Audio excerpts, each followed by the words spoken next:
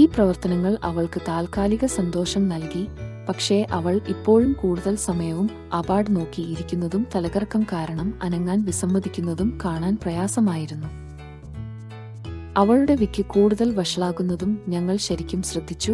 അവിടെ അവൾ ഒരു വാചകം പറയാൻ ശ്രമിക്കും, പക്ഷേ ആദ്യത്തെ കുറച്ചു വാക്കുകൾ വീണ്ടും വീണ്ടും ഇടറിവീഴും. അവളുടെ വാക്യത്തിന്റെ അവസാന വാക്കുകൾ കണ്ടെത്താനായില്ല.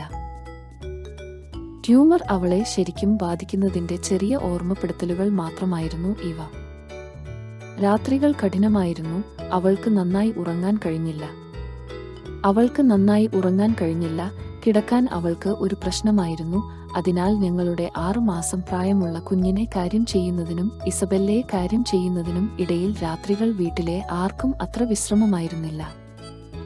എന്നിരുന്നാലും വ്യാഴാഴ്ചയ്ക്കായി കാത്തിരിക്കുന്ന ആ ദിനരാത്രങ്ങൾ ആശുപത്രിയിൽ ചെലവഴിക്കുന്നതിനേക്കാൾ 100 മടങ്ങ് മികച്ചതായിരുന്നു വീട്ടിലായിരിക്കുക.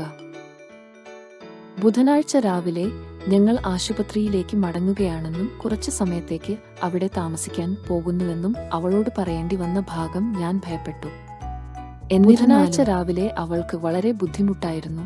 അവൾക്ക് 5 തവണ അസുഖം വന്നു. ഓരോ 15 മിനിറ്റിലും തലകറക്കം അനുഭവപ്പെട്ടു. അതിനാൽ അവളുടെ ഭാഗം പറയൽ മികച്ചതായി എനിക്ക് തോന്നുന്നു. കാരണം അവൾക്ക് ഭയങ്കരമായി തോന്നുന്നുവെന്ന് അവൾക്കറിയാമായിരുന്നു. സുഖം പ്രാപിക്കാൻ സഹായം ആവശ്യമാണെന്ന് അറിയാമായിരുന്നിട്ടും അവൾ പരാജയം സമ്മതിച്ചുവെന്ന് ഞാൻ കരുതുന്നു.